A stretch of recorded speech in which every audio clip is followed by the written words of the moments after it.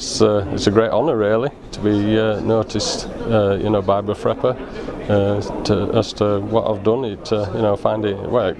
I'm extremely honoured. Yeah. Well, just try to make the birds feel as happy as possible, and just to really enhance their natural behaviour, and it helps to reduce stress, which I think you get back on the production side of it, and watch them outside, see what they like to do, where they like to go, what they don't like, and just try and build on that really. Just spend a bit of time with them, and just enhancing their natural behaviour. I put a pathway down the front of the shed so that I can fence them off outside when it's getting poached badly in bad weather. Use some reclaimed concrete sleepers and planted trees down to make like an avenue, and it gets them away further down the range so that I can manage it better, and some nice good sized cobbles at the front of the shed helps to keep their feet clean, and it just encourages them to go a little bit further away once they get going out onto the range. He achieved 332 birds per hen housed in the last flock, and sadly they went at 71 weeks, which if I'd known they were going to do so well I would have kept them on longer. So I think it all reflects back on what our final production figures are. We're overwhelmed.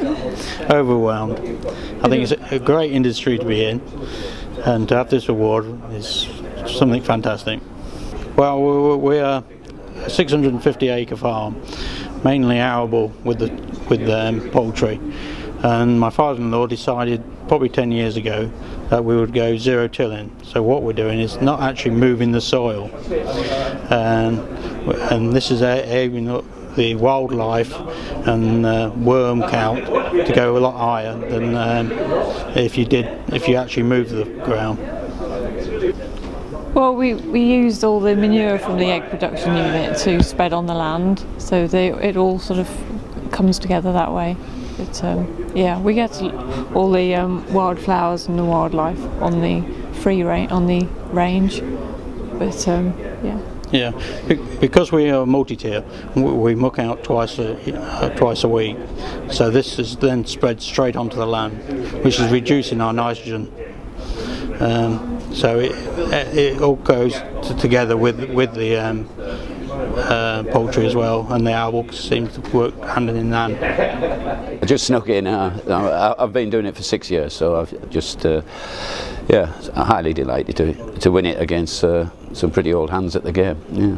Well, I did get a bit of an inkling it was coming, so I prepared myself, but it was absolutely great news. Yeah. Well, I just put it down to husbandry, to be honest. Attention to detail. We just look after the hens, and philosophy is if you look after the hens, they'll look after you, and we're always trying to. I think it's making early interventions and it's spotting when things are about to go wrong rather than after they've gone wrong. So we measure a lot of things: egg weights, body weights, and then there's the feeling inside the shed. We're in the shed a lot, so there's a lot of things combined. As always, it's not just, if it was that easy everyone would be doing it, but we constantly at it. Because we're getting a good production, we're trying to push the boundaries a bit in terms of longevity on the hens. We took the last crop to 86 weeks and they were still laying quite well, and the egg packer had no issues with the quality of the shells. So I would like to try and push this one to 90 weeks, but it's quite a risky business if it goes wrong. And it's difficult trying to get an option if it doesn't go right with replacement pullets. If it goes wrong, I could be out of production for a month or so. So it is a bit risky, but I think the rewards are there if you can get it, because obviously your turnaround costs are massively reduced. So we do that, and we're trying to build private sales as well to sort of get us a bit closer to the customer. We get a lot of feedback from that as well in terms of quality of the egg, and the chefs are quickly on the phone if there's something going wrong, especially when you're getting towards the end of the lay. When you get into these sort of 60+ weeks, it's quite important to keep the quality, and we've been able to manage it. I put it down to husbandry, whether it's that or just good luck, I don't know.